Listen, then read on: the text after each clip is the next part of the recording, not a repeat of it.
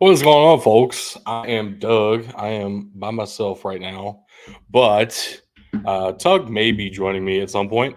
That's a possibility. Stay tuned for that. What we're going to be doing with this show is a little bit of scouting combine coverage because we haven't talked about that yet, and a little bit of some free agency news, not necessarily in as far as getting into NFL coverage. Uh, More as it relates to the draft and how that might affect the draft. So some interesting stuff to talk about. I don't know how long this episode's going to be. It's going to take as long as it takes to get through some of the massive news and then get to a first round mock draft. So stay tuned for that mock draft for sure. We're going to start off with some scouting combine coverage because I'm sure you guys have already seen this stuff. It's worth discussing just to hear kind of how this shakes things out as far as some positional rankings and stuff, what you might see with the mock draft. So this is rather small. Let's see if I can make this bigger. There we go. Now we're talking. Some of the biggest performers, the top performers from the NFL Combine. Xavier Worthy, of course, breaking the record for the 40-yard dash, a 4.21. That is a little bit unexpected. We knew he was fast. Didn't know he was record breaking fast. That's pretty incredible. I don't know if this actually puts him into the first round. That's been the conversation around, John Ross got all the way up to like number what? I think he went number 9 when he got a 4.22. I think teams have learned their lesson from that. I still see Xavier Worthy as a day 2 pick, but that's a dang fast player. And anytime you can pair up that speed with a strong arm quarterback, it usually leads to some pretty solid results. Other guy up here, Nate Wiggins, the fastest corner of them all at a 4.28. Now, here's the thing with cornerbacks, it takes a lot more than just speed to be good at the position, right? And there is another player who was probably more impressive. That would be Quinyon Mitchell at corner to me. Was more impressive than Nate Wiggins, even at the 4.28. Quinyon Mitchell with a 4.33 is faster than I expected. And I believe Quinyon Mitchell is a better coverage corner right now than Nate Wiggins, even though smaller school guy might throw some of you off. Don't let it concern you. He is a legitimate option at cornerback. Isaac Garendo, just not talked about much. Really, we haven't talked about too many of the running back prospects because there doesn't seem to be a first round kind of guy. Isaac Garendo isn't that either, but definitely helping his stock here, proving he's the fastest running back by a wide margin as well. There's not another running back for quite a ways down here. Jalen Wright potentially being that first running back off the board here at a 4.38 down the board. Brian Thomas Jr., another guy who you might see go a little bit earlier than I've been taking him in other mock drafts here recently, in part because of this performance, but also because of some of the other things he's been doing this offseason. And go back and look at his performance at LSU this year. One of the most impressive receivers in the entire college football world.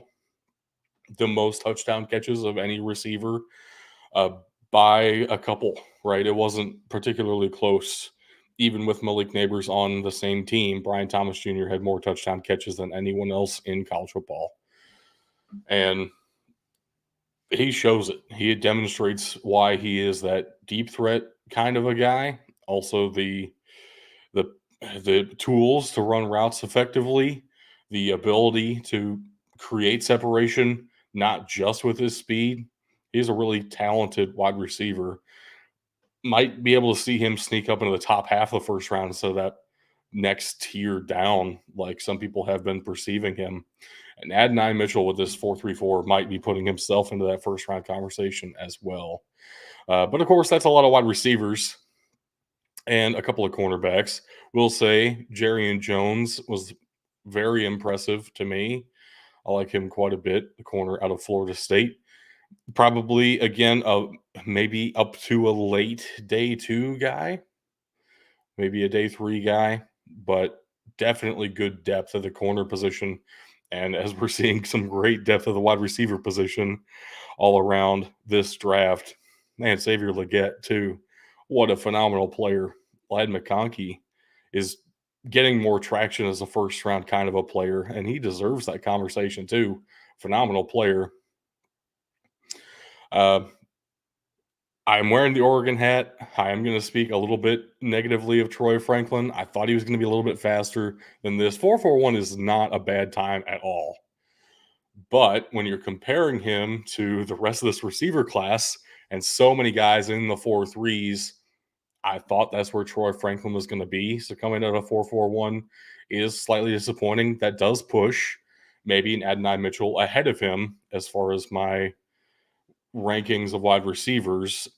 I know the combine is not necessarily a make or break thing, but when it can be reinforced by tape, sometimes it just completes the picture for you. So Adonai Mitchell being solidified by this performance, Troy Franklin maybe knocked down a couple of notches with this 4.41. I hate to say it that way. It is true. I do want to look at some of these bench press numbers, though. Our big dudes in the trenches. Bo Limmer with 39 reps. Holy smokes. Um, I wish he could block better, but at least he's strong. He's coming in with some great traits, what you would look for in a center. Probably, honestly, better fit at guard and get him into some run heavy scheme, and Bo Limmer might be phenomenal for you down the board a ways, just because he has shown he definitely has some potential there. Kingsley Suamataia, another one of those kind of more raw prospects, but at offensive tackle here, this is a guy you might see go to a team who has a tackle in place for a season or two still. Kingsley Suamataia might be that draft and stash tackle for you in the middle of the draft where you think this guy could become your long-term starter, but it's going to take a year or two of development. That's very possible. Jared Verse putting up a great performance, 31 reps, and Zach Frazier and Jackson Powers Johnson both with 30 reps. Phenomenal. Zach Frazier is pushing JPJ to be in that number one center conversation. Where the centers end up going is up in the air massively. I mean, interior offensive line will get there in free agency. It is becoming a higher valued position, as is defensive tackle, the interior of the trenches becoming a more premium position. But still, there needs to be the exact right scheme fit, the exact right situation for these guys to step into to become an early draft pick. Probably not going to see too many interior linemen going in the first round, even with two phenomenal centers here, Zach Frazier and Jackson Powers Johnson. Probably in reverse order. I still believe JPJ is the better prospect right now. Rook Arahoro, Chris Jenkins, both very solid. Again, we're looking in that day two conversation for these guys. I wasn't surprised by either of these, which is also kind of a good thing, if that makes sense. Byron Murphy with 28 is great. That's fine. He's been getting some hype as one of the better interior defenders in this draft class. 28 reps is nothing to sneeze at for sure. And combined with his other performances at the combine, no pun intended with that one, and with his game film, it's very evident this is the kind of guy who's not necessarily a nose tackle. He is a legitimate defensive tackle who can create penetration, and 28 reps is all you need for that. It's legitimately very good. Tip Ryman, 28 reps at tight end. Uh, if you need a blocking tight end, check out the guy from Illinois. Blake Corum with 27 as well at running back. Just incredible stuff. Braylon Allen with 26. Powerful, powerful arms on these running backs. What do you need these arms for? Get them legs up.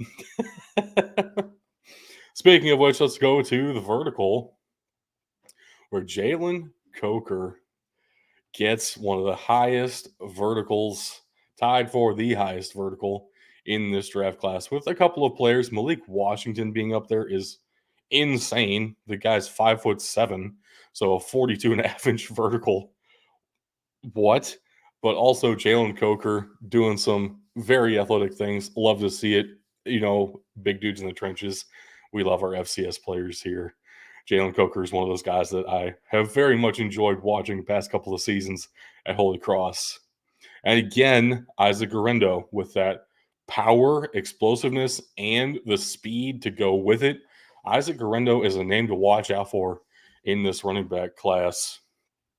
And there we see Xavier Worthy again. Those Texas wide receivers, Xavier Worthy, Adonai Mitchell, are creeping up boards. Remember those names for sure. So a couple of big time performances. I didn't want to spend too much time on this. This is something that it's been a couple of weeks. If you want more in-depth combine coverage, I'm sure you would have seen it. I just wanted to highlight a couple of guys that I really thought highly of with these drills.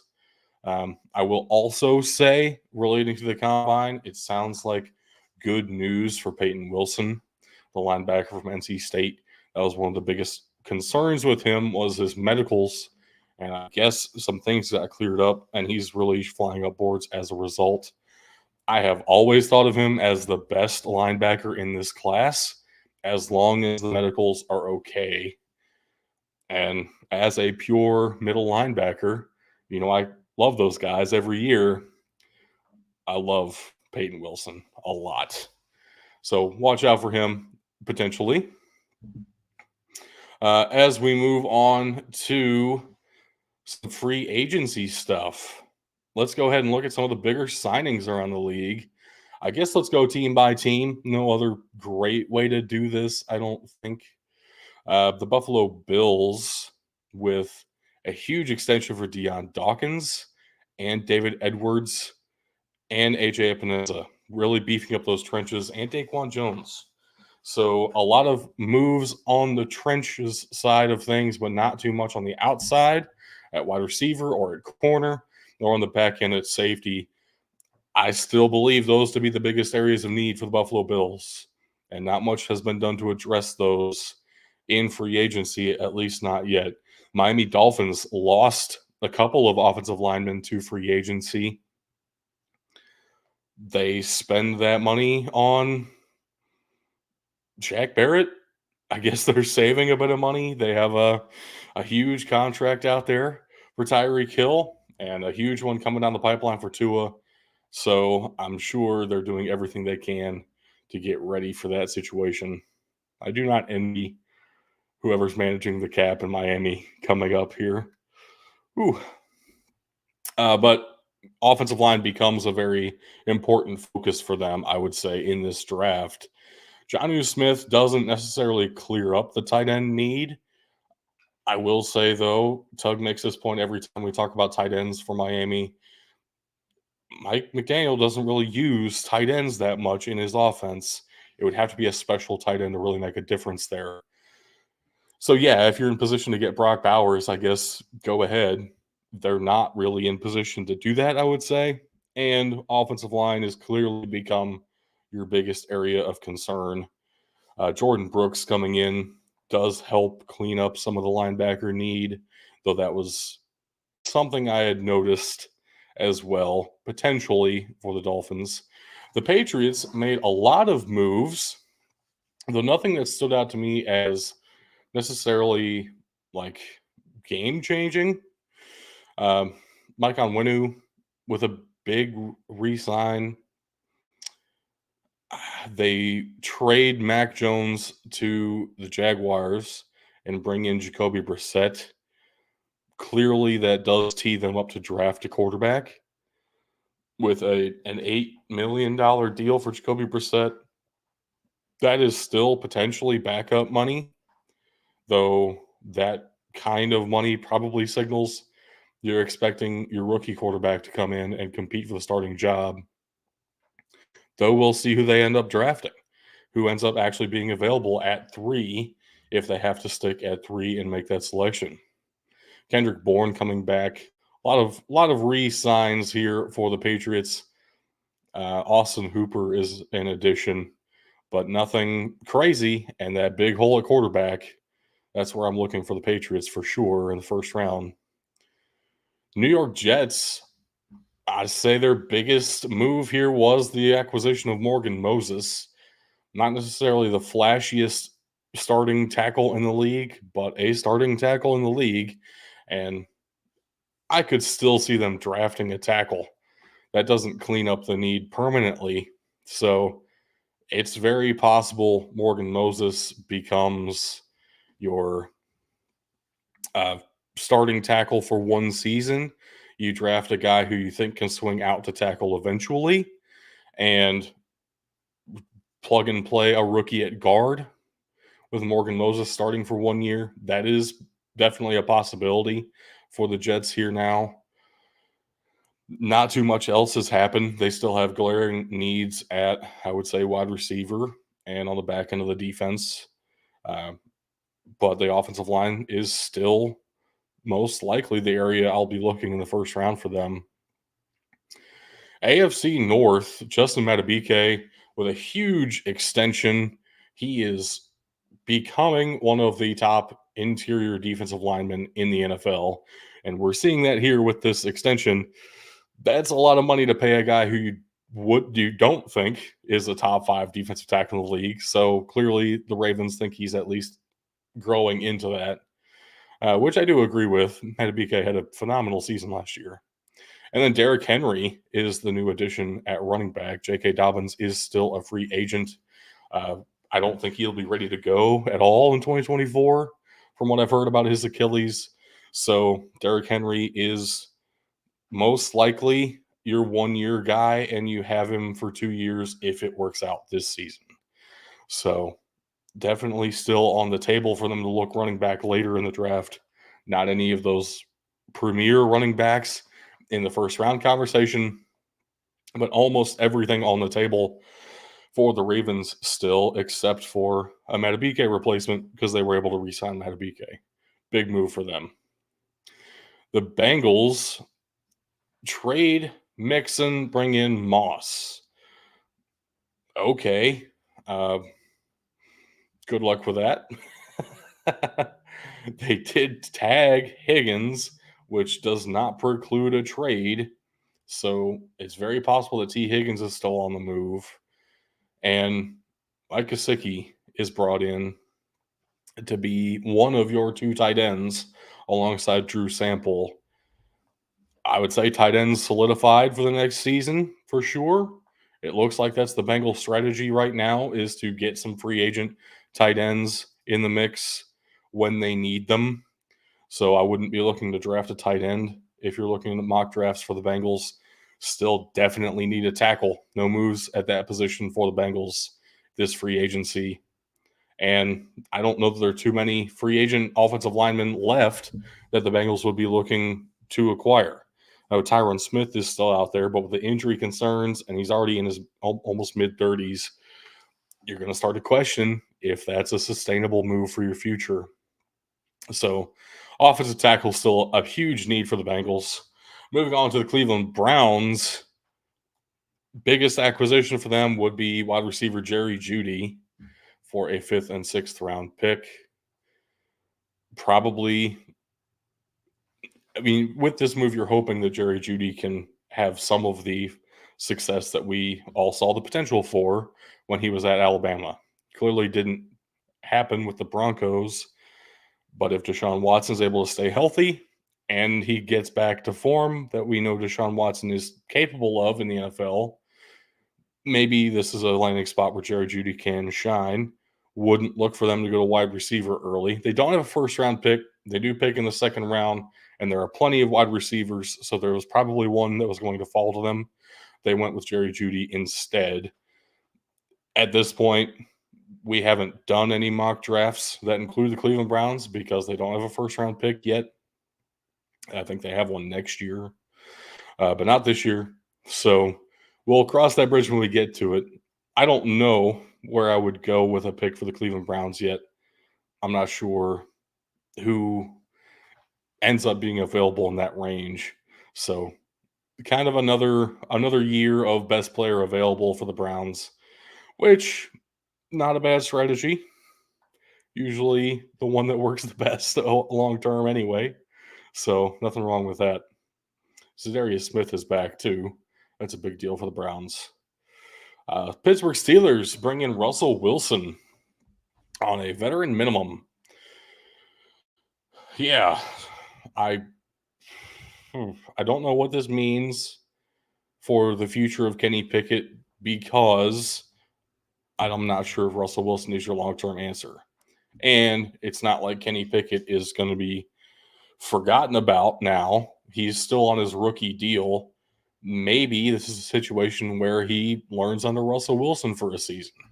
It's not like Kenny Pickett had a starter in front of him to learn from with his time in Pittsburgh. There's potential for something to still happen with Kenny Pickett.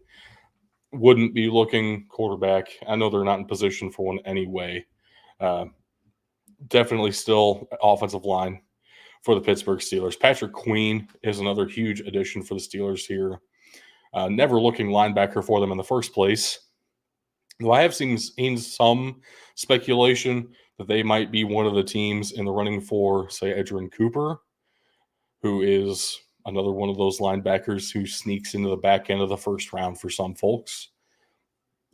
Patrick Queen and Edgerrin Cooper obviously play very different positions, but putting this much money into your linebacking core, I'm not sure that they go ahead and draft another one at that level of the defense in the first round. My gut leans offensive line, which it does for a lot of these teams. So it works out that there are a lot of great offensive linemen at the top of this class. Houston Texans made a ton of moves, and they had to because most of their defense was on 1 or 2 year deals last year. It looks like they're doing that again for the most part, 1 or 2 year deals for most of these guys. 3-year deal for Schultz, Alshire, and Kaimi Fairbairn. I mean, everybody else is on a really probably a 1-year deal. Even the ones that say 2-year deal probably have an out on them after the first year. That I would think would include Danielle Hunter. Actually, it's $48 million guaranteed, so it's probably a legitimate 2-year deal for Hunter, which is a great addition for them, and probably finishes your defensive line for now. A lot of moves in the secondary, bringing in Jeff Okudah and Lonnie Johnson and Mike Ford, re-signing Desmond King and Eric Murray. So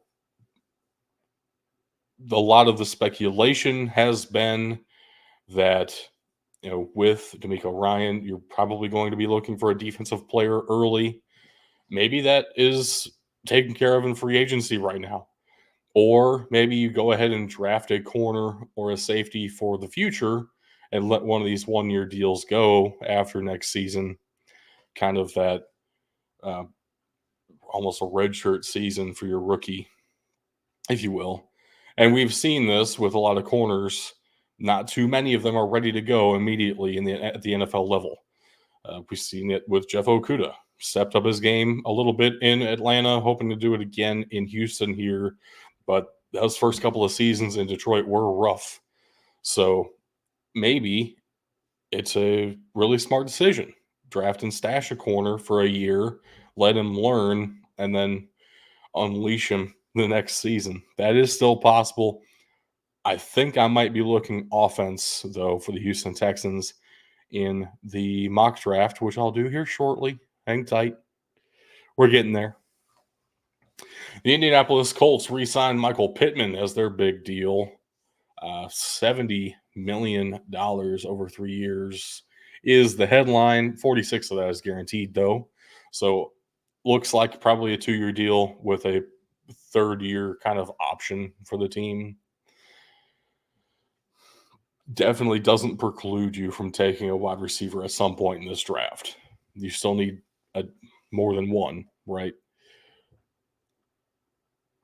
I don't know that they've done anything to change their top needs. All of these moves are either kind of what was expected or, I mean, a lot of money for Michael Pittman, but it's not enough to say that wide receiver is set and done now, right? So still potentially on the lookout for a multitude of positions for the Indianapolis Colts, and only re-signing Kenny Moore as your only move in the secondary could still be knocking them a corner here shortly. We'll see. Jacksonville Jaguars do bring in Mac Jones to be your backup quarterback. Gabe Davis is your big addition to the wide receiving core. Yeah, I'm not necessarily looking to draft a receiver with them, at least not early. Ezra Cleveland comes in. Mitch Morse comes in. I like that, though I could still see drafting a tackle early. And then anywhere on the defense still. It feels like their defense could use an upgrade at almost every position. You know, almost every position on defense has 2 or 3 guys who at least rotate in, if not start. So everywhere on the defense could use an infusion of talent at some level for the Jaguars, I'm sure. And not too many moves on the defensive side of the ball for the Jaguars. So again, not much changed in terms of their draft needs. Tennessee Titans do lose Derrick Henry, bring in Tony Pollard in his stead. Tony Pollard is, this is starting running back money now. So we'll see what he can do for the Titans. Calvin Ridley on a massive deal, $50 million guaranteed to Calvin Ridley to team up with DeAndre Hopkins, who's still on the team, as your wide receiving core. Okay. Good luck with that. Kenneth Murray coming in. I liked Kenneth Murray a lot coming out of the draft when he did. It has just not exactly worked out in the NFL. So still rooting for him, definitely. I think I'm going to sneeze here. Didn't happen. We're good. Made it through. All right. Chidobe Awuzie signs a 3-year, $36 million deal. Yes, that definitely helps your cornerback position. Again, though, your only move on the offensive line is a center. I could see the Titans drafting 2 tackles in this class, and I would be happy with that for the Titans, right? They need help on that offensive line in a big way. Also, $26 million guaranteed and a 4-year deal for Lloyd Cushenberry. Are you kidding me? He has had 1 above average season last year. I guess you're banking on he was developing, and this is like the beginning of his prime, if you will. But that feels like a big investment for a guy that I don't really trust yet. And to come into a new offense and be the starting center right away, it is difficult with a new quarterback, a very different style of quarterback too. A lot of things could go wrong with that Lloyd Cushenberry deal in my mind. Definitely still need help on the offensive line for the Tennessee Titans. Denver Broncos, yeah, a lot of dead cap here, so not much to work with in free agency. They also lose one of the best safeties in the NFL in Simmons. So That's great. You brought in PJ Locke and Brandon Jones. Again, you're in a situation where you kind of need everything if you're the Denver Broncos. But now you don't have a starting quarterback. So expect the Broncos to try to be aggressive and move up if they can. Although I think in this mock draft today, I'm not going to do any trades. So we're going to see what falls to them and see what we can work with for the Denver Broncos. They need a fair bit of help in Denver. The Kansas City Chiefs. I love the L'Jarius Sneed tag. Gives you some flexibility there for the future. See what you can do with him and see if he keeps up the level of play that we saw really 2 years ago. Last year wasn't as good, in my opinion. And then Chris Jones, 5-year deal, $101 million guaranteed. Yeah, we're seeing those top tier defensive tackles really get paid. Chris Jones is one of those guys. Glad to see him back long term. It would be quite the different league. Chris Jones were not on the Chiefs. Like Christian Wilkins not being on the Dolphins and then going to the Las Vegas Raiders. 4-year, $110 million contract. $85 million guaranteed for Christian Wilkins. Massive, massive deal. I have to think your defensive line is done. I'm going to stop mocking them edge players. I have done that once. I will not do that again. Also, it looks like this Gardner Minshew deal is potentially your 1 year start the guy and hope to draft somebody this year. If not, plan on drafting somebody next year and maybe still Gardner Minshew is around. This is very much a bridge quarterback deal. This is too much money to expect him to sit, but not enough money that he's your guaranteed starter. So classic bridge quarterback deal here.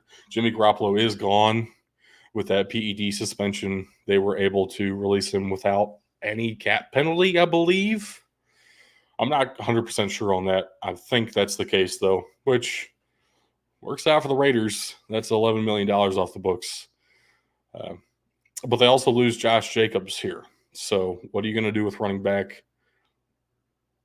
Amir Abdullah is not your starting running back, I hope. The LA Chargers bring in Will Dissly, which is an interesting move. Lose Austin Eckler, but bring in Gus Edwards. I feel like, if anything, the Chargers did nothing, but maybe get a little bit older and therefore worse. Also lost Mike Williams. I was just thinking about Mike Evans for something else earlier today. Anyway, Mike Williams, who I'm thinking of now. Yeah, you weren't going to pay Mike Williams massive wide receiver money. I totally understand that. But at the same time, that means there is a big hole at wide receiver. Luckily for the Chargers, there are several great wide receivers at the top of this class. And if we expect quarterbacks to go very potentially 1, 2, 3, you're going to have one of those receivers available for you when you pick at the top end of the first round. Could definitely see that happening for the Chargers here. And sneak peek, that's probably where I'm going in the mock draft, which we're getting to very shortly. Dallas Cowboys have not done anything other than re-sign their long snapper. Good job. You need help on the offensive line. Just throw that out there. Yep. I'm probably taking an offensive lineman for them because I thought they were going to do something in free agency, and there were several options available for them. They decided to go with none of the above. So let's wait and see. There are still some players out there, but as of right now, offensive line feels like the most obvious need for the Dallas Cowboys in my eyes. Takes us to the New York Giants here. You lose Saquon Barkley to the division rival Philadelphia Eagles. That frees up the money to bring in Brian Burns, who is now getting paid like he is one of the best edge rushers in the entire NFL. I don't agree that he is one of the top edge rushers in the NFL, at least not right now. He could become that, but he has played in the NFL for 5 seasons already. This will be his 6th season in the NFL in 2024. Time flies. He has had one singular double-digit sack season. Now, before anybody says anything, I am fully aware sacks are not the end-all be-all of pass rushers.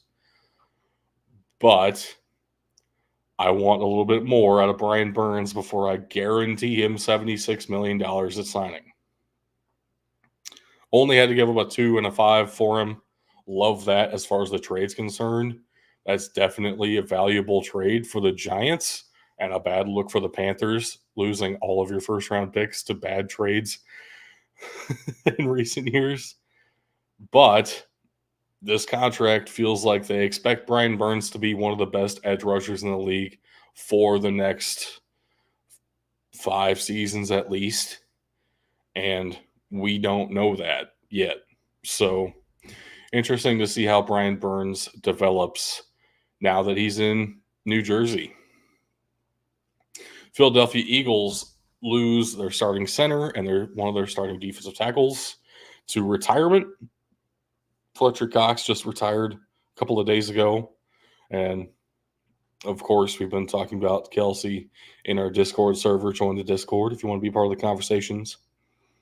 But they do bring in Saquon Barkley, re-sign Landon Dickerson to a huge deal. He might move over to center. He played center at Alabama, though he's also been one of the best left guards in the entire league. So I wouldn't be surprised if they just draft another center and leave Landon Dickerson at left guard. Also, re-sign CJGJ. Bug is going to hate that. Hate that he's still around in the league. But he is a legitimately good corner and about the best corner that you have on the Eagles.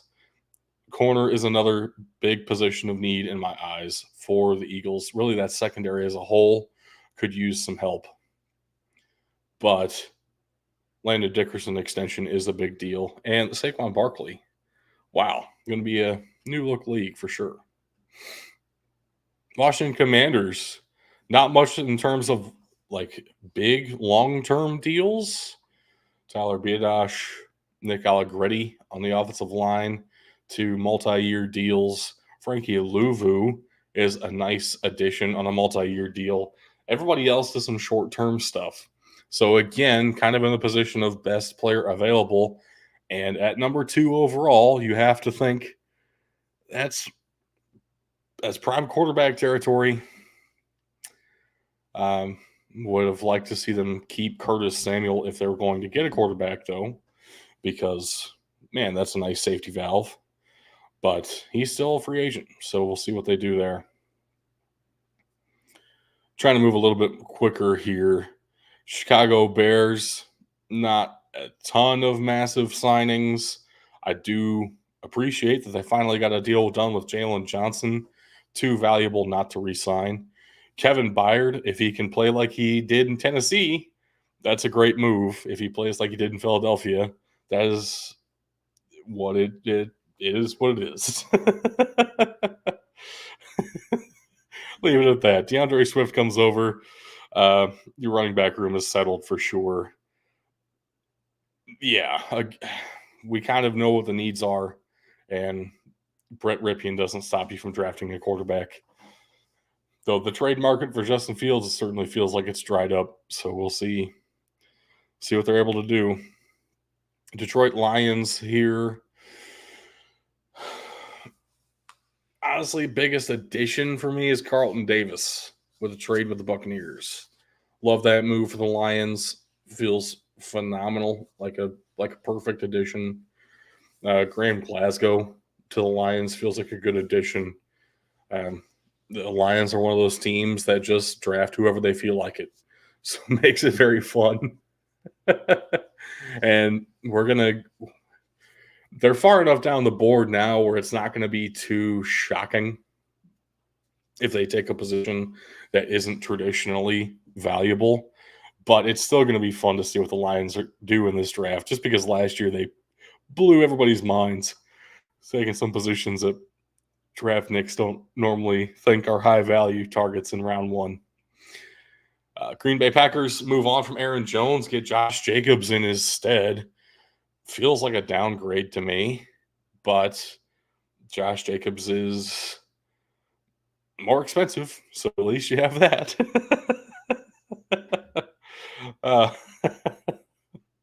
Xavier McKinney is the other big move for the Green Bay Packers here. Yeah, feels like a solid addition to the back end of that defense. Again, I don't think that really changes too much what we were looking at for them in the draft. A corner is definitely still on the board for the Packers if they wanted to go that direction. They re-signed Corey Ballantyne. It's not going to stop you from drafting a corner.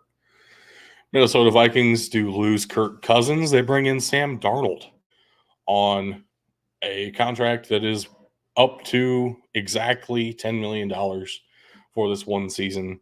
Again, that is like top-end backup money if they're able to get a starter in the draft or otherwise. Not sure where that otherwise would come from at this point, but Sam Darnold getting top-end backup money at the worst. Also, they bring in former Packer Aaron Jones. A very interesting move. I do love the Andrew Van Ginkel signing for them. It feels very big on top of the actual huge contract they handed out for Jonathan Grenard. Feels like defensive line is solidified, at least for this season. Probably not something I'll look to address in round one with them anymore. I think I have done that once or twice. So there's a big change worth pointing out. Moving to the NFC South, Kirk Cousins, obviously the move for Atlanta, and Darnell Mooney coming in. Liam McCullough, the long snapper, re-signed. Nice to see it. No, this does change things because it was assumed the Atlanta Falcons were one of the teams either in the running to trade up for a quarterback or to trade for Justin Fields.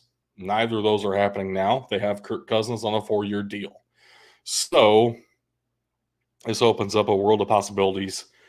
Although I would think my mind instantly jumps to you want to take the best defensive player on the board now with the Atlanta Falcons. Carolina Panthers overpaid to get an interior offensive line. Don't hate the move necessarily, but man, $100 million deal for Robert Hunt feels like a bit much to me. Josie Jewell coming in. I like that addition for them. And I was about to say I like the Ashawn Robinson deal, but I would have liked it more a couple of years ago. So we'll see how that goes. Again, the Panthers need quite a bit, but they don't have a first-round pick, so we won't see them and kind of see where the board falls once we get further along and start doing some multi-round mock drafts. Top end of the second round, very potentially a wide receiver for me still. That's kind of where I was leaning already, and Deontay Johnson doesn't stop me from doing that.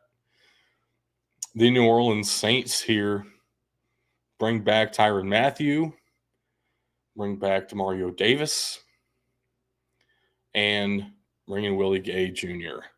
Again, the trenches, not much has changed as far as draft strategy for me with this. Offensive line, defensive line, still very much the move. Looks like they are cutting Michael Thomas. I'm not sure if the Saints will be looking for a receiver at the top of the draft, but this is a deep enough wide receiver draft class that I could definitely see them picking up one on day 2 or a couple on day 3 and fill out that receiver room with some high upside options. Probably not in round 1, though. Tampa Bay Buccaneers' biggest move here is getting Baker Mayfield, obviously, and massive deal for Mayfield. Love to see it. I mean, got the Browns to the playoffs, got the Buccaneers to the playoffs. Now he's getting rewarded for it finally. Feels like a good move. And Mike Evans, finally the right Mike, re-signed to a big deal. keep that wide receiver room together, and your safeties are set for the near future. So again, my draft strategy doesn't change. It's offensive line, maybe a receiver for the future, but probably not in round one.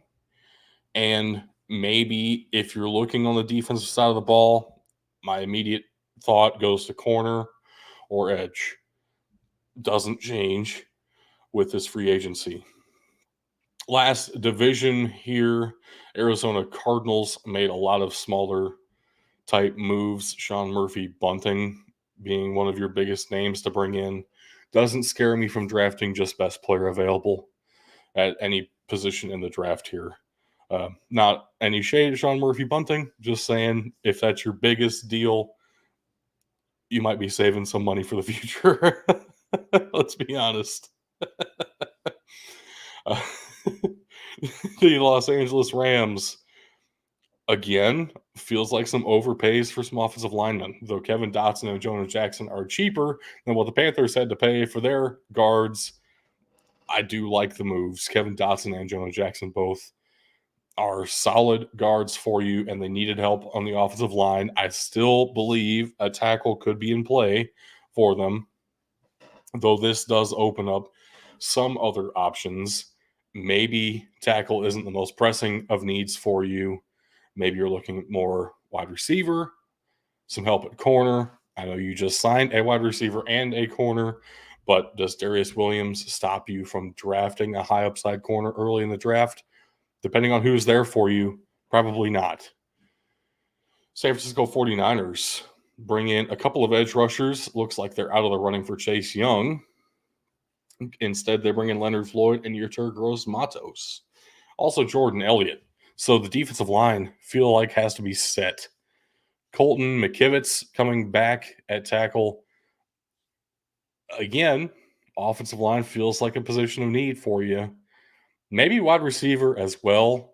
I've heard some talk that Deebo Samuel might be a potential trade target for some teams. Not sure how true that is at this point. If that's the case, have to expect that the 49ers are going to be looking to draft a receiver because you need somebody out there alongside Ayuk. So, offensive line still, for me, is one of their biggest positions of need after free agency so far. And then the Seattle Seahawks. Again, not much has changed. The re-sign of Leonard Williams is a big deal, though. And Nick Harris coming in at center. I don't know that I was ever seriously considering giving them a center. I might have had JPJ going to them in one of the early mock drafts, just kind of as here's a team that kind of needs an interior lineman. Again, does Nick Harris really stop you from drafting an interior lineman if you think that's the best player available for you? Probably not. So, not too much change for the Seahawks there. A couple of teams that had significant changes for, though. So, worth discussing here for sure. Without further ado, I think it's time to actually do a mock draft. I've talked your heads off long enough about some moves that maybe you don't even really care about that much. Or that you've already heard about several times and you're like, why is this dude trying to share some news when it's old news? Let's do a mock draft here with some of those changes in mind, with some of that combine news in mind. Some of these moves might be pretty different than what I had when I did the last mock draft, which has been a little while ago. Not doing any trades in this one. I haven't pieced together where those moves might happen just yet. So we will do more mock drafts before long, and we definitely have a couple more before the actual draft comes. So stay tuned if you want to see some trades. This one is just a kind of a reevaluation of the board after some free agency moves and after the combine is officially over. So let's start off here. Chicago Bears. Yeah, Caleb Williams feels like almost a done deal at this point. Not sure that too many people are going to be surprised. Caleb Williams goes number 1 overall. Washington Commanders, again, feel like you're in a position where you're setting yourself up for the start of a rookie quarterback deal. All these short-term moves at other positions. Yeah, I'm going to go ahead and give them Drake May here. Again, feels like a standard move at this point, what everybody's expecting. But I think it is the most likely. The New England Patriots have definitely set themselves up to draft a quarterback. And at this point, you kind of need one. If not, you're starting Jacoby Brissett. So at number 3 overall, I think at this point, the Patriots have talked themselves into being comfortable with either Drake May or Jaden Daniels, whoever's available to them at 3. In this scenario, it is Jaden Daniels to the Patriots at number 3 overall. Not a bad quarterback. Going number 3 overall is not a knock on you. Phenomenal passer of the football, right? Different style of quarterback than Drake May and different style of quarterback than Caleb Williams. Kind of depends on what you're looking for. Caleb Williams is believed to have the most upside of anybody, though. That's why he goes number 1. And Jaden Daniels, being older than Drake May, does have a little bit of impact on that, but also the fact that his throwing mechanics have looked as good as they have for really 1.5 seasons, whereas Drake May, we could kind of tell from the beginning of his time in North Carolina, he has the arm talent for the NFL and just not much support around him this past season. So now we get to the meat and potatoes of the draft here. Number 4 overall, the Arizona Cardinals. If this is the way the board falls, sorry to keep it too vanilla for you to start out here. Marvin Harrison Jr. to the Cardinals kind of feels inevitable at this point. It is possible that they go offensive line. And it would be a fascinating move to go ahead and pair last year's number 6 overall pick in Paris Johnson with another very high first-round pick this year on the other side of the offensive line. I could definitely see that and see it working out well for you. But when you have a generational talent like Marvin Harrison Jr., go out and get the generational talent like Marvin Harrison Jr. With the release, I guess is a fair way to say it, or the lack of re-signing Mike Williams, this frees up the Chargers to go ahead and take the best receiver available for them here at number 5. That is Malik Neighbors to me. Just a complete package at wide receiver. And if not for Marvin Harrison Jr.'s just insane ability to catch the ball wherever it's thrown on the field, Malik Neighbors feels like one of the more complete wide receiver prospects we've seen in a while. New York Giants now at number 6 overall. This is a couple of interesting decisions because they could go with any of the top guys, and I could make a case for a lot of positions here. But what did we just talk about? Feels like the trenches are still a big area of need. Does Rome Odunze do enough that is different from what you already have in that receiving room to justify taking him at number 6 when your top tackle options are still available for you? Is that Joe Alt? Is that Talisa Fuaga? Is that Olu Fashanu? Or Fashanu now, I should say, apparently. I'm going to go ahead and go Joe Alt for the Giants. I know, not a very sexy pick for them. I feel like with Jalen Hyatt and Wan'Dale Robinson, they're going to say, what does Rome Odunze give us that's different enough to justify that pick? I don't know that I even agree with my own logic there. I'm just maybe this is my case to make it interesting because top 5 felt very much chalk. Other than initially everyone was thinking Brock Bowers to the Chargers. They do sign Will Dissly. Maybe that shows you the strategy at tight end, and maybe it's not Bowers. Maybe Bowers falls. The Titans here at 7, there is a lot of smoke that they are actually legitimately looking at wide receiver. but then they go out and pay big money for one in free agency. So instead of wide receiver, we're going to stick with the traditional Titans move and go with a tackle here. I'm going to go with a little bit of a mix up here. And this is very different than what I've done in any other mock draft. I don't know if I've had JC Latham go this high or anywhere close to this high at all. More of a right tackle. Has played right tackle at Alabama his entire career there. But we've seen right tackles, pure right tackles, go high pretty recently. I'm thinking of Darnell Wright specifically for the Bears at number 9 overall. JC Latham is a phenomenal tackle prospect. And just because he doesn't play left tackle doesn't mean he's not a valuable position. They need help on that offensive line. So they're going to just pick who they think best fits what they want to do with their offensive line. And maybe that answer is JC Latham. There is talk that Talisa Fuaga, for instance, with his shorter arms, compared to most tackle prospects, and with his propensity to be more of a run blocker than a pass blocker at this point, maybe he's more of a guard prospect and not necessarily even a tackle prospect at all. There is talk that Fautanu and Fashanu are maybe a little bit more projects than people are willing to admit at this point. Then you get into the Amarius Mims or JC Latham, where they do feel like they're ready to go at right tackle, but Amarius Mims had those injury concerns last year, whereas JC Latham did not. So I'm going to go with JC Latham here as a very high tackle prospect, and this feels like the highest we've seen JC Latham go in any mock draft in a long time. So some intrigue for you at the top of this draft after some chalk.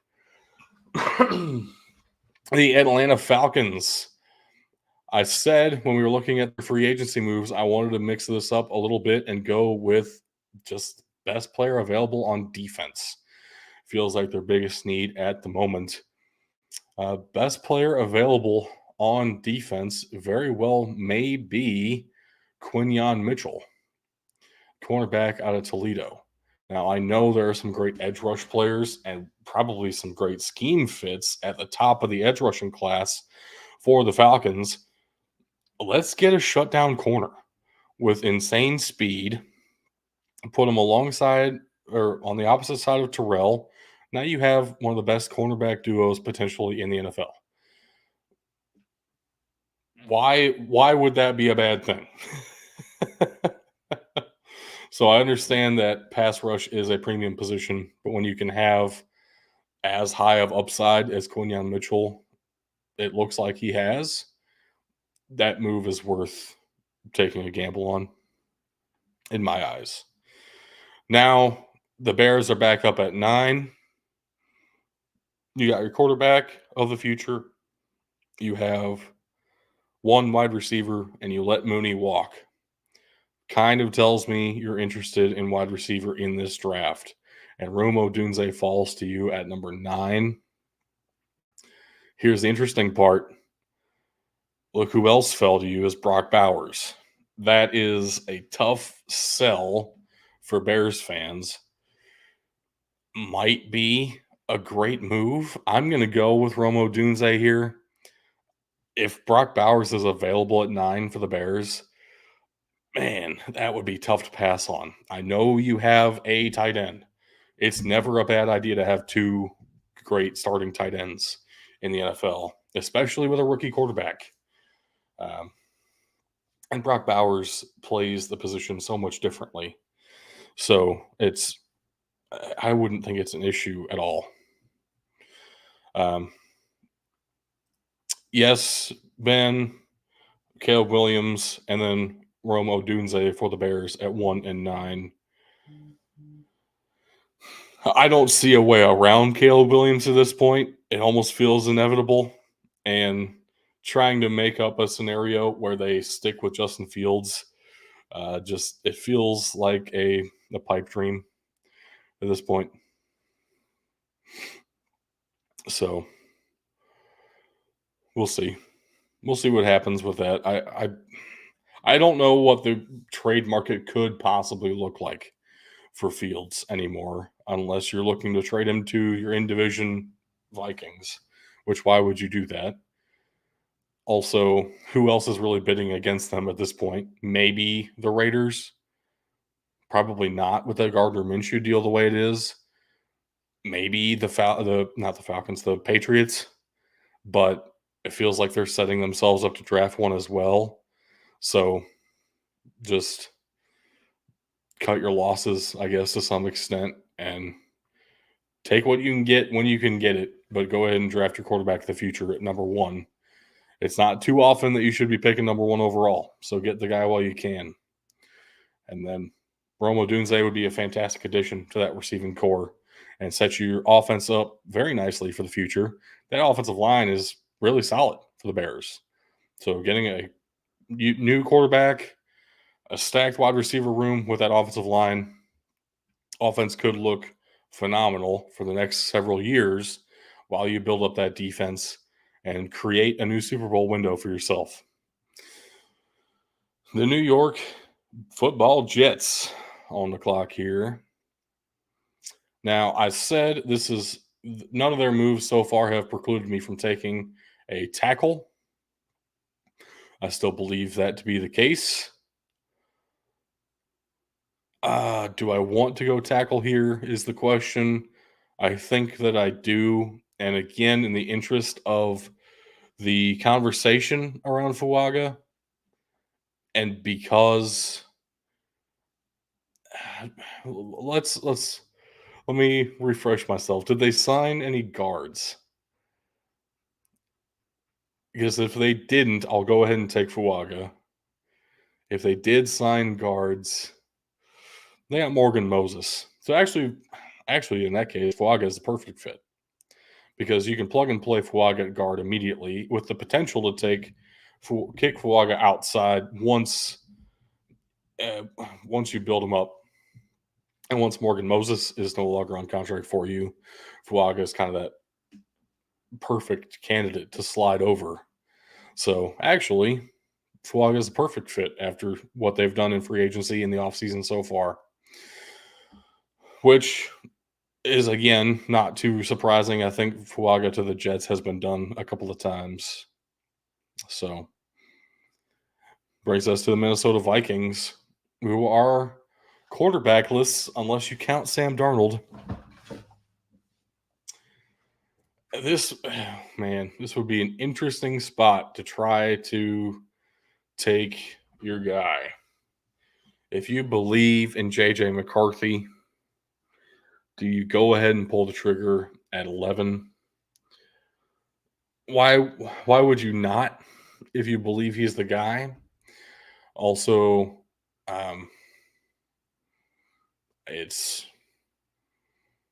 it's the Vikings. You have several positions that you could go for.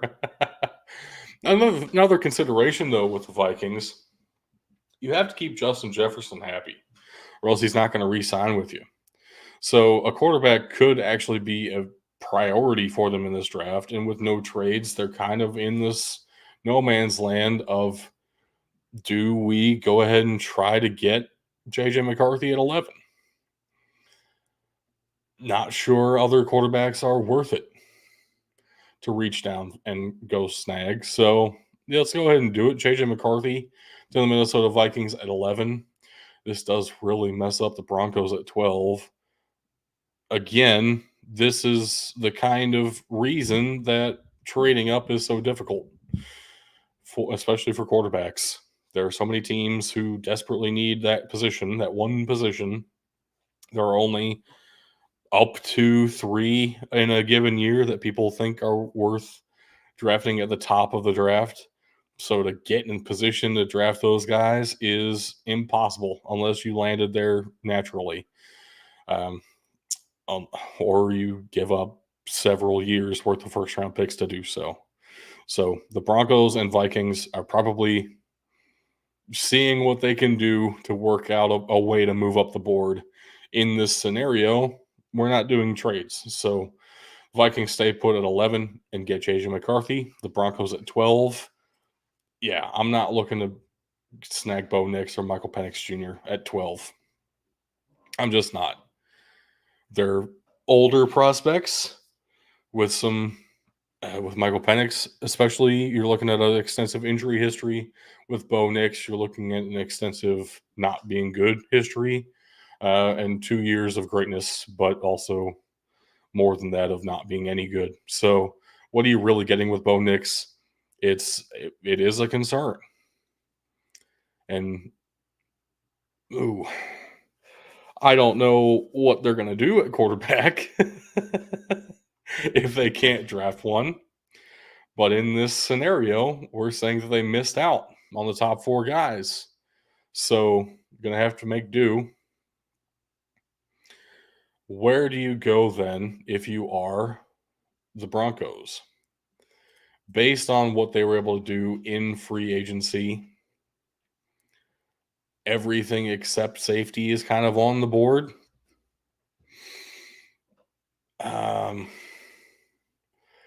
This probably should be the Dallas Turner spot then in this case, where they miss out on quarterback. You need help in defending the AFC West quarterbacks, especially Patrick Mahomes. So make sure you build up on the trenches of the defense and hope to be in a better spot to get a quarterback next year. Honestly, it sucks to say it that way, but that very well may be the case if the Broncos can't move up or find somebody worth a bridge contract who's still out there in free agency. And I don't know who that would be at this point. The Las Vegas Raiders do have their bridge quarterback guy, but no long-term answer. And again, not really in position to move around and reach for one. And with this no trades, yeah, we're not drafting a quarterback with the Raiders. I said the defensive line is completely set for me. No way in hell I'm taking anybody across that front, except for the offensive line. Could still use some help. And let's go with Troy Fautanu, a name that's getting pushed up the board a little bit here recently, and for good reason. That Washington offensive front line was sensational this past season, really the past 2 years. Fautanu was a big part of that. And yeah, at 13, you're getting a tackle for a very long time if you're the Raiders here. Good, solid addition to the team.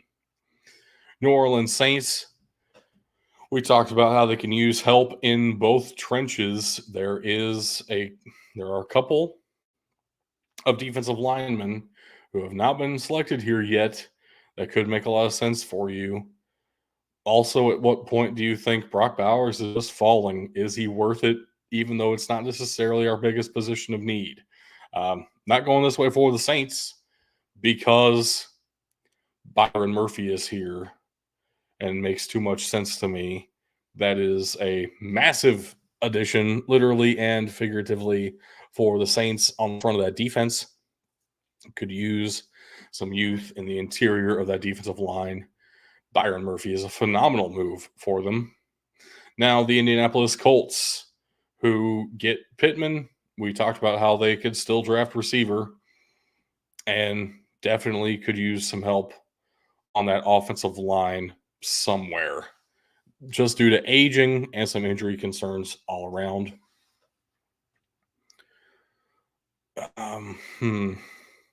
Creates an interesting scenario. Do I want to go for our first center with the Indianapolis Colts? I'm not convinced that I want to. But if not, what do I do? Let me double check something real quick. All right. We're going to go for Cooper DeJean here with the Indianapolis Colts. Now, DeJean is a legitimate cornerback prospect, and he played the cornerback position extremely well for Iowa. There is potential to move him back to safety, and he is at the speed range where He's kind of that in between. Is he a corner? Is he a safety in the NFL? Either way, he is beneficial to add to this Colts team. They could use help in the secondary. So get somebody back there, and Cooper DeJean, you can find a role for him, and he is a great ball player with good enough athleticism to play anywhere you want to put him on the field. Solid addition for the Colts here at 15. Moves us along to the Seahawks, where I wrapped up the free agency discussion with the Seahawks and said the addition of Nick Harris doesn't scare me from still drafting an offensive lineman. But we have some edge rushers still on the board who deserve serious consideration here. I'm thinking specifically of Jared Verse. I'm going to go that way for the Seahawks at 16. That defensive front is now pretty intimidating, I have to admit. Leonard Williams, Jared Verse, Draymond Jones. That is a solid defensive front for the Seahawks and could be solid for quite a few years now. The Jacksonville Jaguars up on the clock. A lot of different directions to go for the Seahawks. I'm talking about every team all at once in the free agency discussion was maybe a mistake because I'm forgetting what I had said. Got to be honest with you. They spent some money on the interior of their line, so don't really want to do that here. I think what I had said was the secondary could still use the most help. I'm going to go for a corner here at 17 and give them one of Nate Wiggins or Terrion Arnold. I guess let's go ahead and go with Nate Wiggins. I think Terrion Arnold, honestly, is the more complete cornerback prospect right now. But Nate Wiggins has a ton of potential and insane speed. So we've seen the Jaguars go for athleticism upside in the draft pretty recently before. Maybe they do that here again and go with Nate Wiggins at corner over a more complete but not as insanely athletic Terrion Arnold at the same position. Now, if in this scenario in mock drafts past, I would have given the Brock Bowers to the Cincinnati Bengals in a heartbeat. But they just signed 2 tight ends in free agency. Again, not sure that really precludes you from taking Brock Bowers simply because he plays the position so differently from most tight ends in the league already anyway. But they just got 2 tight ends. So let's take a tackle here. Olu Fashanu, I have to get used to that, is still available and a really solid tackle. He's falling down the board for the simple reason that he is not as polished of a player as some of the other tackles available. We already knew this, but maybe his athletic testing of the combine wasn't as insane as we had hoped it would be, right? So he's falling behind some of these more complete tackle prospects right now. Still absolutely worthy of a first-round selection, and Fashanu to the Bengals feels like a great fit and a huge position of need filled here for Cincinnati. Now the Rams said they can basically just go best player available. What a perfect pairing then to have the freak of nature himself, Brock Bowers, available all the way down at 19. So we're going to go for it here. Definitely falls down the board a ways. I've found ways to get Brock Bowers elevated in mock drafts past. But let's be honest with each other. Tight end is not as highly sought after a position as other positions are in the NFL draft. It is possible that Brock Bowers falls. It is also possible that, like Kyle Pitts, he just goes top 10 because he is that good of a player. In this scenario, he does fall to 19. The Rams are in a great position to just take the best player available. That would definitely be Brock Bowers in this kind of a scenario. The Pittsburgh Steelers. Yeah, Pittsburgh Steelers need some offensive line help for sure. I believe I said I could also see them going defensive secondary.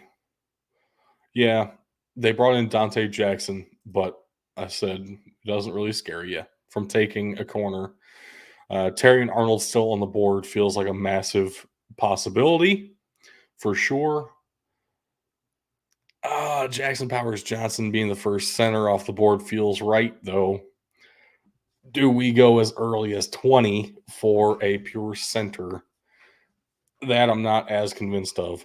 Let's go ahead and give Terry and Arnold to the Pittsburgh Steelers. Feels like such a Steelers move. What a solid corner. Really legitimately great in both man and zone coverage. Can do everything you ask of him and plays the position very technically sound. That is the Steelers. The Miami Dolphins definitely need help all across the offensive line. I'm going to go ahead and go Jackson Powers Johnson here.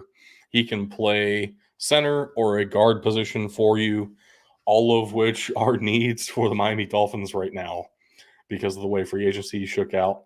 So JPJ is going to be a starter for you in this scenario. If you can get him in the draft, he will start for you in 2024. Philadelphia Eagles at 22 just lost Fletcher Cox. And Johnny Newton has fallen to you here at 22. Worth some consideration. Not the same kind of player that Fletcher Cox is by any means, but definitely fills a hole in the rotation of your defensive tackle position if you wanted to go that way. I'm not convinced that the defensive line is necessarily your biggest position of need. When has that stopped the Eagles in the past? It has not. At the same time, let's think a little bit more broadly. I do think corner is still a bigger need for them than anything else. At the same time, is there a corner you want to take here at 22 still available? Maybe Kool-Aid McKinstry sneaks back up into that kind of range conversation. Ennis Rakestraw, honestly, it would be the next one for me over TJ Tampa or Sandstrel. Not sure about Lassiter. Not convinced that corner is your best move with what is still available here. Do the Eagles go ahead and take a wide receiver? If they do, the fact that Brian Thomas Jr. has fallen to 22, I know it doesn't look like he's fallen to 22 based on the PFF board here. Brian Thomas Jr. is phenomenal. Phenomenal receiver. Let's go ahead and give him to the Philadelphia Eagles. That offense is once again legitimately petrifying if you're an opposing defense. Man, that is a scary thought, actually. The Houston Texans now on the board. I said defensive line was good based on their free agency moves, though it's not set long term. Johnny Newton falling does make for quite the conundrum for me. Not going to lie to you.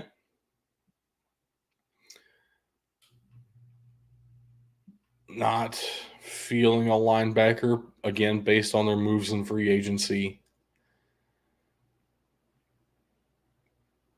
I want to go a little bit different direction than anything I've done before for the Texans here at 23. Let's go with Adonai Mitchell.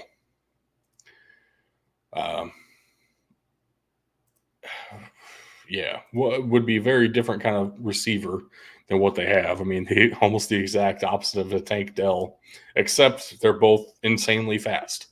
So there's more firepower for you on the offense when you've basically gone into free agency and acquired a defense that you think is going to be serviceable for you for the next 1 to 2 years. Load up on offense while you have it. Go all out. with the addition of Mixon and with Tank Dell coming back, this could be quite the fun offense in Houston.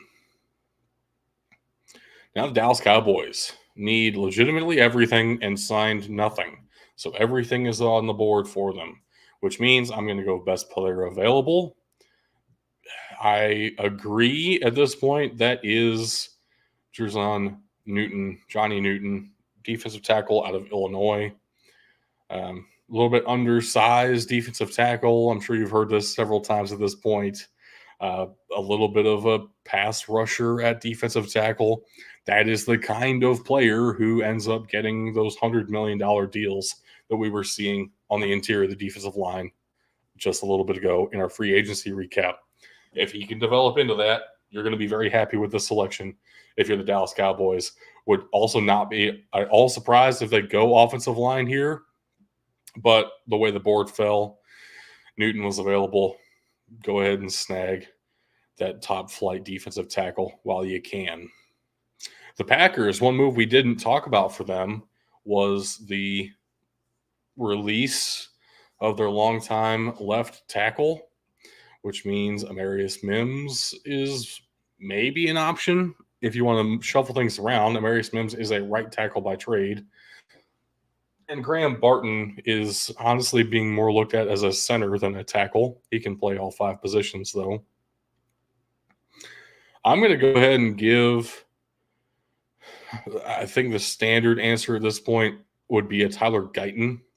I want to give them Jordan Morgan, who is seen as a little bit more of a project than Guyton, but has some more flexibility positionally because of his size, and is maybe the Packers' philosophy of getting guys that they can develop in the kind of the Packers way. Maybe Morgan fits better with what the organization likes than Guyton. Honestly, this is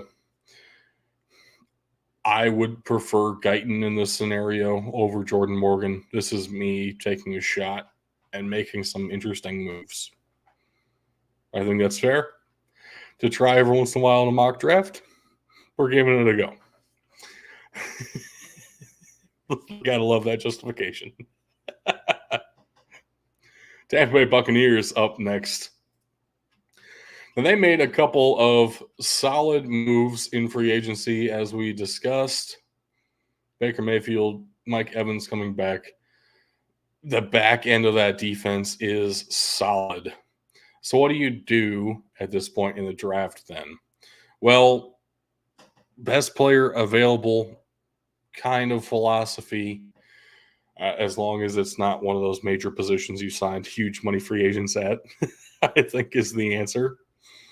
To me, that then comes down to, are you looking at an interior offensive lineman? Are you looking at an edge rusher? I could see a Zach Frazier here. I really, really could. With Laiatu Latu still on the board at 26, though, very hard to pass that up. I think I am going to go with Zach Frazier. They've had some very good success drafting offensive linemen recently. I think the Buccaneers are dialed in with that scouting and are going to like what they see with Zach Frazier. I've been high on Zach Frazier for a couple of years. I'm glad to see him getting first-round push now. Also, I was high on Doug Nestor.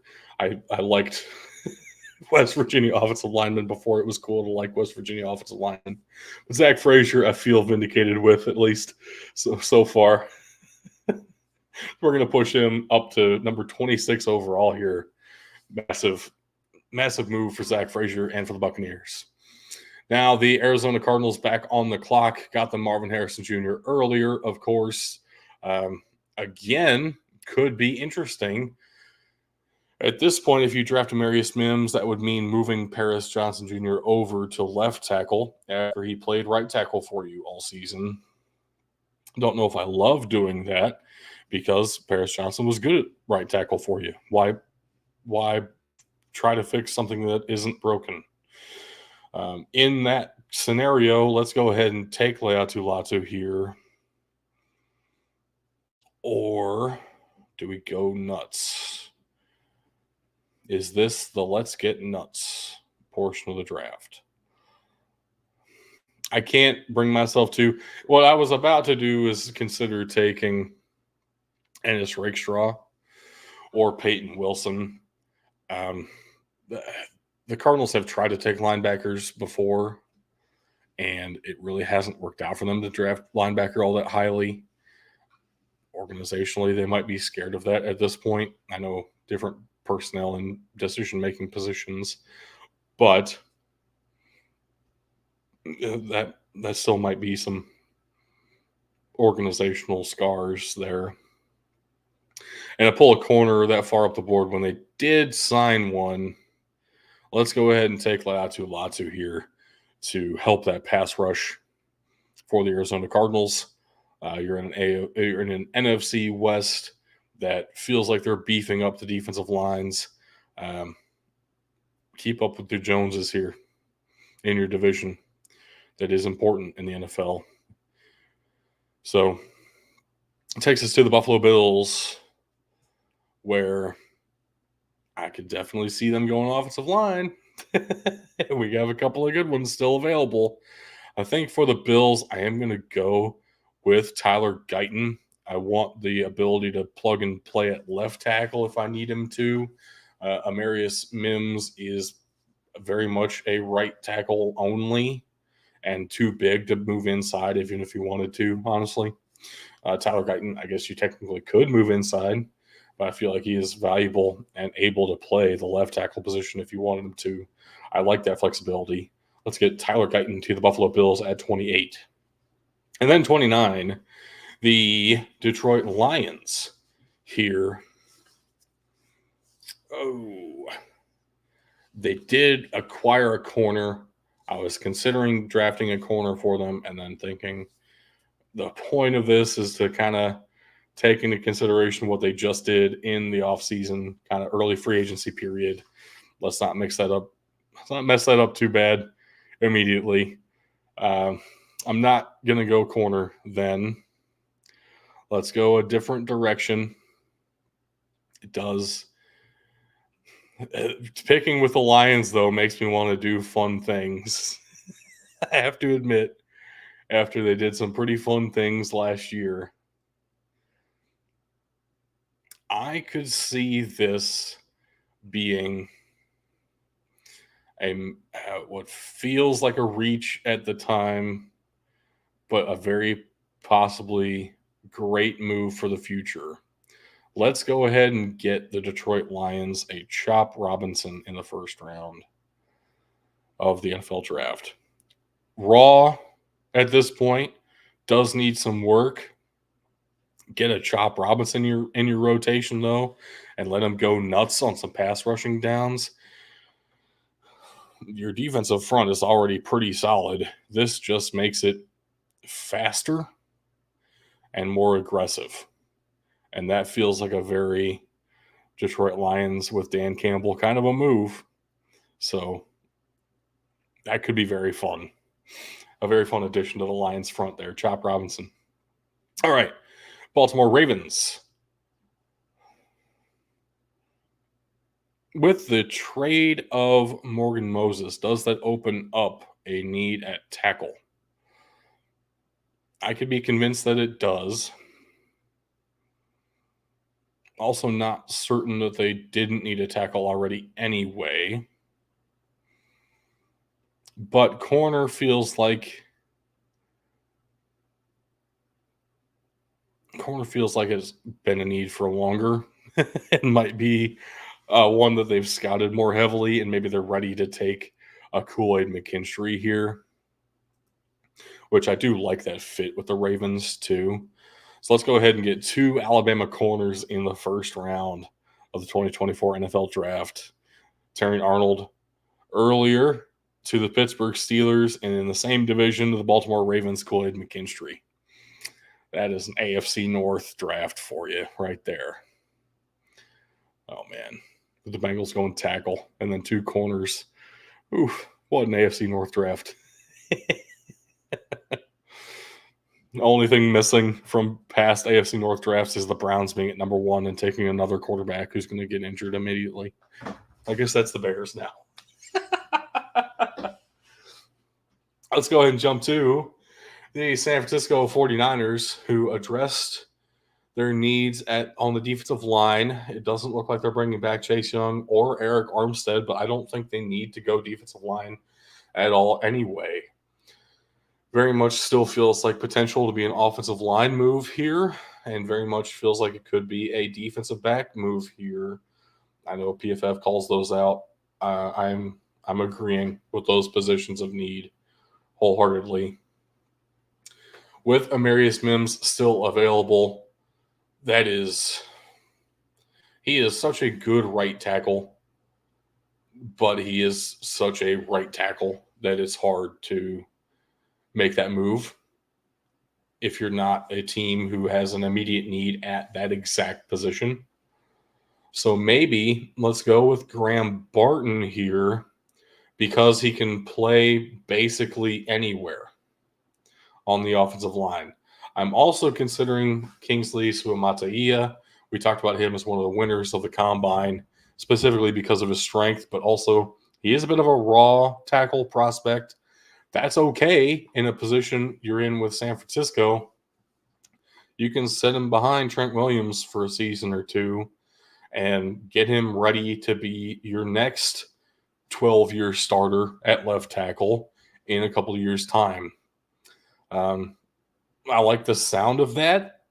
Is that worth doing at 31 when you have the potential to take an immediate impact starter instead? I'm going to go Graham Barton here.